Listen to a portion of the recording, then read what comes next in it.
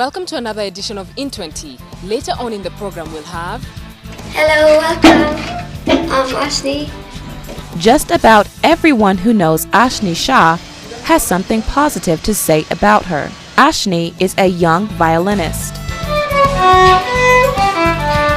But first up, we feature the learning disability, dyslexia, and Chika Odua brings us that story.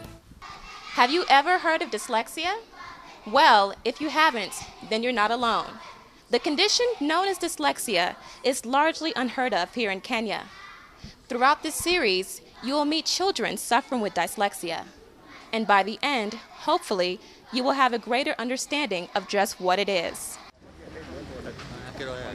The average Kenyan has never heard of dyslexia. Which one? Dyslexia. Dyslexia, no. I've not heard of it. I've not an idea. Dyslexia, I've never heard of that. Is there another word for dyslexia? No, then I haven't. No. And the question is, why?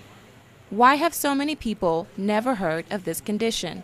Maybe there's no our channel through which people can be educated about such a thing.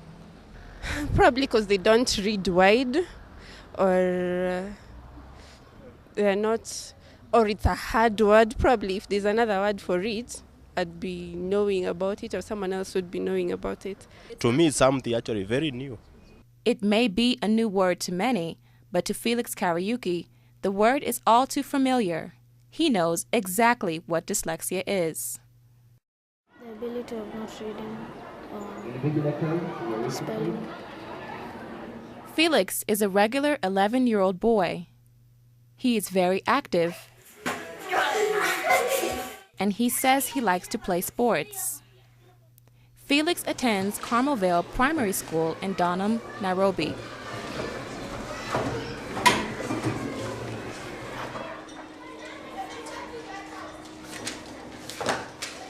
And he has a mother who cares about him deeply. Right? But when Felix was in nursery, his mother noticed something very strange about her son. When he went to school, at first he started developing like problem. He didn't love school. He started getting excuses of not going to school. That was as early as pre-unit and nursery. His mother realized that her son could barely read or write. I realized that he's reversing D's and D's. You tell him to read around anything in the street, he can't read. He hated reading. He hated going to school. There's a time he drew a boat.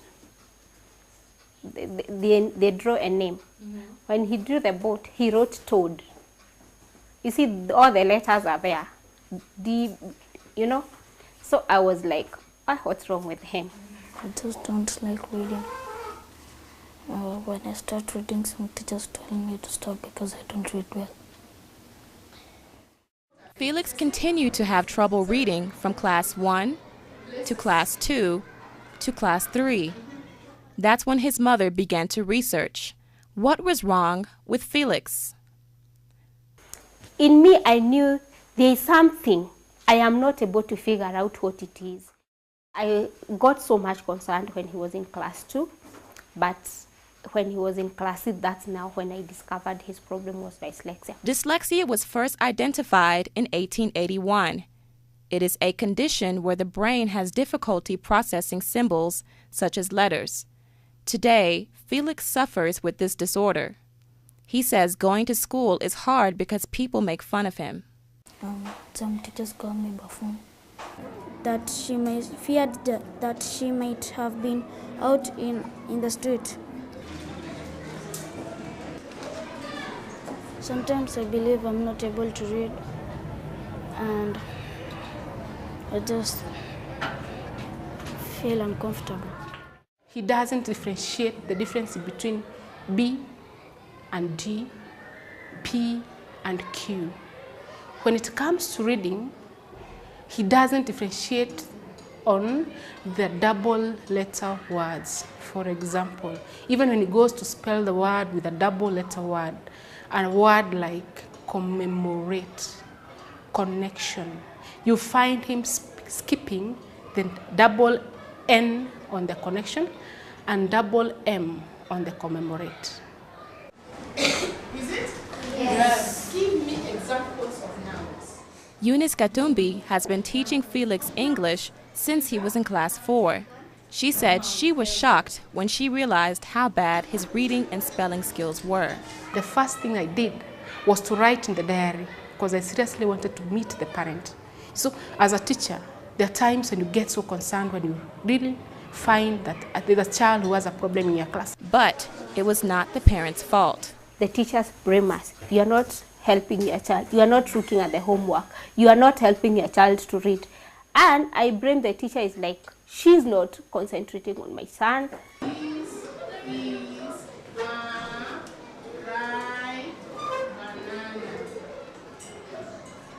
When Felix is called to read in class, he gets very shy and does not want to face the embarrassment.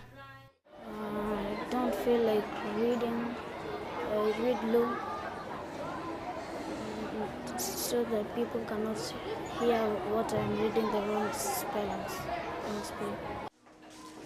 But fortunately, Felix has a teacher who cares about him. Felix is a boy.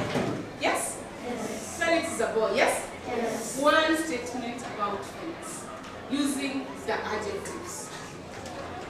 His mother told his teacher about dyslexia 2 years ago. Now she finally understands what was wrong. When he's reading, perhaps the rest laugh at him. You tell them, oh, let's give him time to read. No, shut up, let's give Felix time to read. You have to curb that behavior of the rest laughing. So if you encourage him, if you comfort him, and if you tell him, repeat again, he feels, oh, so the teacher can give me a chance to try. He feels more happier when you give him a piece of chalk and tell him, Felix, can you write on the chalkboard what you've just said? So he goes on the chalkboard, he writes. When you correct it with love. And because of the love she has for her son, Phyllis is now an advocate for children who have dyslexia.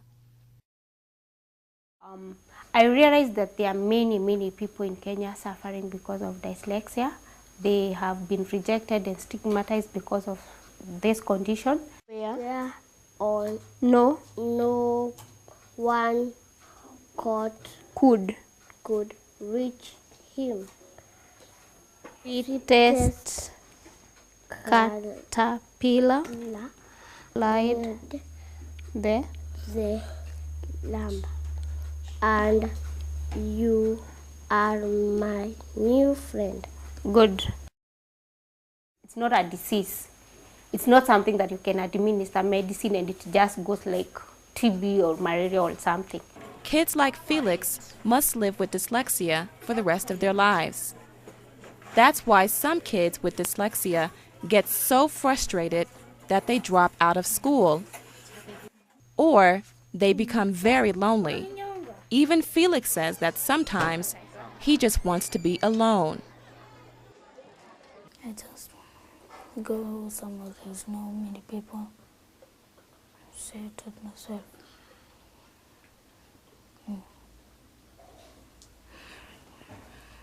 But as they say, where there is a will, there is a way. And Felix has a mother who is willing to fight for him to succeed. He doesn't abuse me or beat me. He helps me. Extending about 200 kilometers.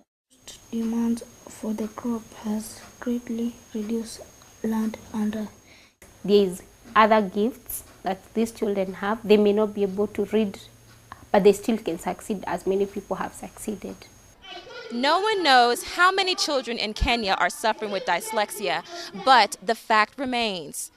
Dyslexic children face constant embarrassment. How long will they suffer in silence? In Nairobi, I'm Chika Odua for N20.